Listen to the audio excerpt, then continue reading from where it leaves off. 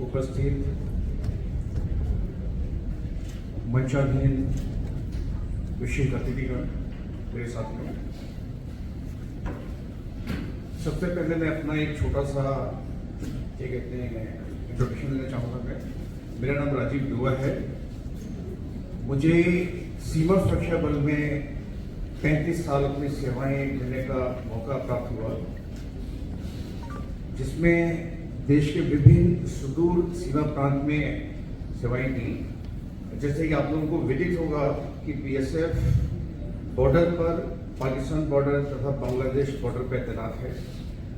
करीब 33 से अधिक के हमारा जो सीमा क्षेत्र है पाकिस्तान के साथ है, और करीब 4100 किलोमीटर हमारा सीमा स्टेट बांग्लादेश के साथ है।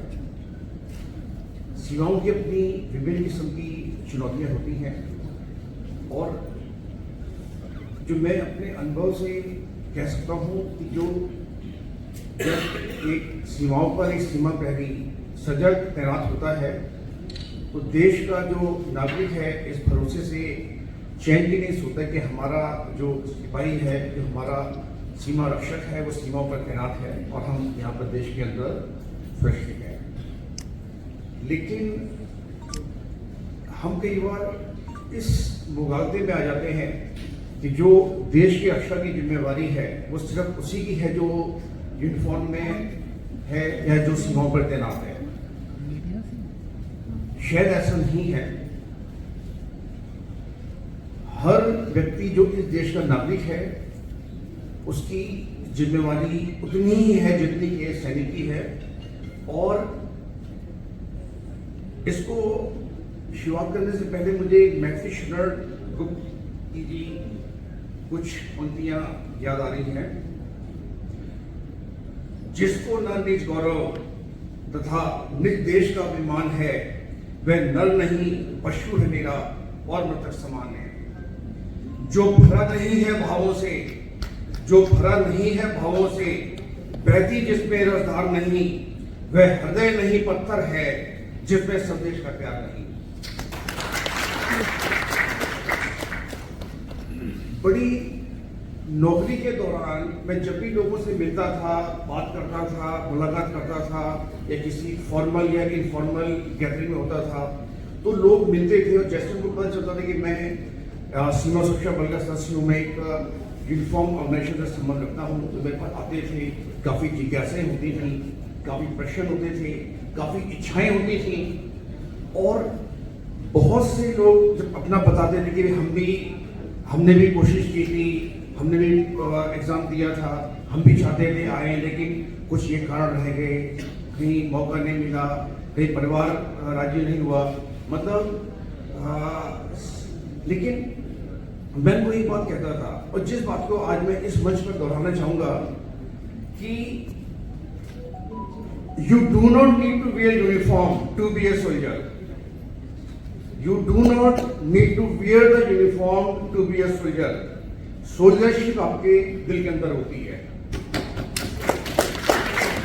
अगर आप राष्ट्रभक्ति की भावना से प्रतिपूर्ण हैं, अपना जो भी कार्य देश के प्रति आप ईमानदारी से कर रहे हैं, देश के जो अपने आगे की जो बढ़ोतरी है उसमें अपना योगदान दे रहे हैं, और आपका दिल हर समय देश के लिए धड़कता है, और आप देश के लिए कुछ करने की आपकी एक इच्छा रहती है, और आपको जहां जहां आपको मौका मिलता है आप देश की किसी भी रूप में सेवा करने के लिए तत्पर हैं, तो आप एक सोल्जर हैं। Again I would say you do not need to wear the uniform to be a soldier. अगर आप में ये चीजें हैं और अगर आप में ये गुण है तो आप बिना यूनिफॉर्म के भी सोल्जर हैं, और इसके विपरीत अगर आप में ये गुण नहीं है तो अगर आपने यूनिफॉर्म भी पहन रखी है फिर भी सोल्जर नहीं है।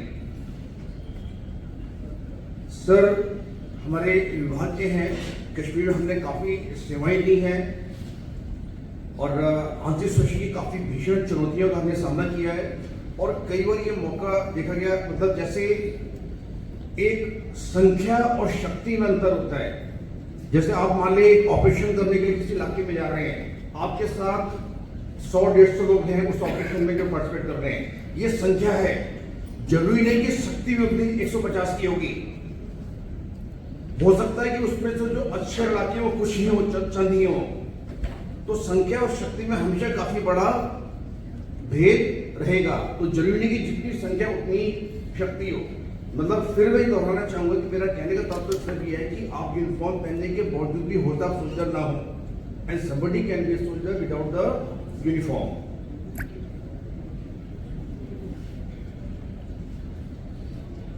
पहलगाम हमला, चूंकि जो आज का जो थोड़ा जो माहौल बना है कहने का, तो इसी वजह से उनको जो स्थापना के प्रेरणा मिलने को कि इसका आयोजन किया जाए।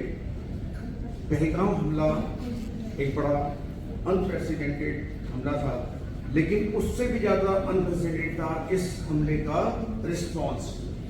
जिस ढंग से भारत सरकार ने इसमें रिएक्ट किया और पहले दिन ही अपना उन्होंने जो इरादा शब्दों में क्लियर कर दिया कि हम इसका बदला लेंगे, और बड़े अनप्रेसिडेंटेड रिस्पॉन्स दिया गया है और पूरा देश इस रिस्पॉन्स के पीछे खड़ा रहा। एक दो चीजें होती हैं, जैसे मान लीजिए पहलगाम हमला हुआ, हर स्थिति से पहले, हर इंसिडेंट से पहले कुछ दो चीजें होती हैं, एक है इंडिकेटर्स और एक है टेलटेल साइंस। जहां तक टेलटेल साइंस का सवाल है, वो तो किसी इंसिडेंट होने के बाद जो भी इन्वेस्टिगेटिंग एजेंसीज हैं वो उन टेलटेल साइंस के बेसिस पे अपनी जो भी इन्वेस्टिगेशन करती हैं। लेकिन जहां तक इंडिकेटर्स का सवाल है, इंडिकेटर्स एक इवन सिविलियन भी इंडिकेटर्स को अगर पकड़ने की कोशिश करें, समझने की कोशिश करें, तो हो सकता है कि हम समय में किसी हादसे को हम बचा सकें। अब जैसे अगर हम पहलगाम हमले के परिप्रेक्ष्य में देखें तो ऐसा संभव नहीं है कि उन्होंने इसकी रैकी ना करी हो, और काफी डिटेल रैकी की गई होगी, डिटेल प्लानिंग की गई होगी, और काफी हर मतलब तादाद में जो टूरिस्ट वहां पे जैसे जाते रहे होंगे इस इंसिडेंट से पहले, तो उनके सामने कुछ ना कुछ घटना जरूर आई होगी जो सामान्य से हटकर रही होगी। लेकिन हो सकता है कि हम उसको पकड़ने में चूक कर गए। तो यहां मेरा कहने का तात्पर्य है कि अगर एज सिविलियन होने के नाते भी अगर हम थोड़ा सा अपने आप को जागरूक रखें, थोड़ा सा एक विजिलेंट रहे, तो हो सकता है कि हमें किसी चीज की या किसी होने वाली अनहोनी का आभास हो जाए और तो हम उसको अपना समय पर उसके ऊपर कार्रवाई कर सकें।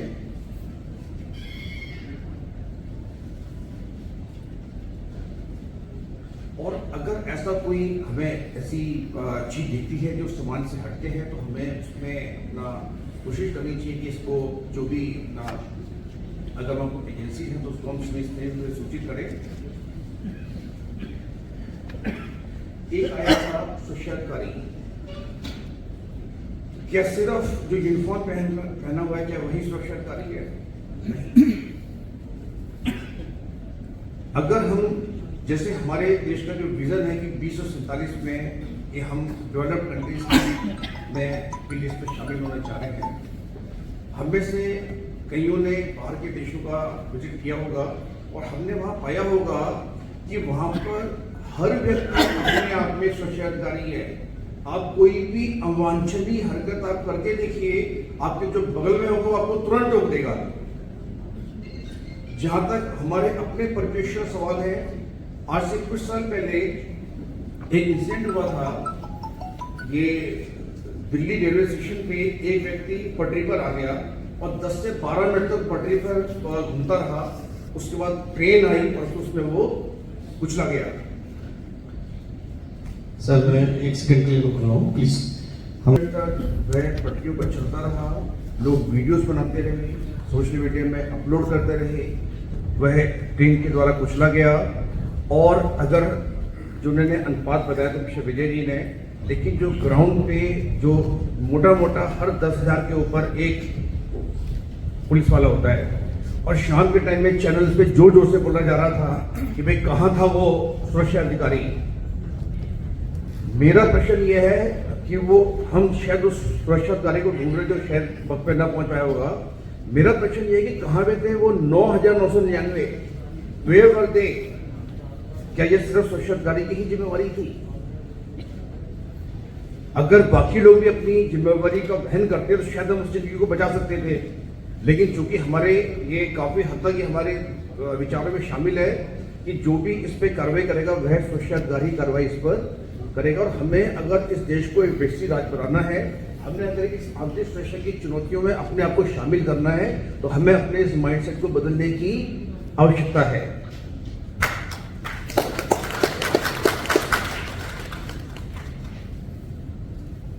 लास्ट में जो गवर्नमेंट है या जो तंत्र है वो कोई महामानव नहीं है, वह हमारी ही क्या कहते हैं प्रति है। पहले राजतंत्र होता था तो एक कहावत चलती थी, यथा राजा तथा प्रजा। अभी प्रजातंत्र है तो आज की कहावत यह है, यथा प्रजा तथा राजा।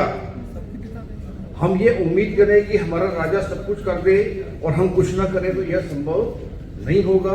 राजा भी हमारे बीच में से ही निकला हुआ है। जैसे हमारी कार्य करने की हमारी इच्छा होगी, उसी इच्छा का जो परिणाम उस हमें राजा के रूप में हमें अपने सामने देखने को मिलेगा। बाकी मैं यहीं पर इन शब्दों के साथ और थोड़ा ये इस कामना के साथ कि हम शायद आगे और बेहतर तरीके से अपने आप को इस आंतरिक सुरक्षा में समाहित करेंगे। धन्यवाद। जय हिंद।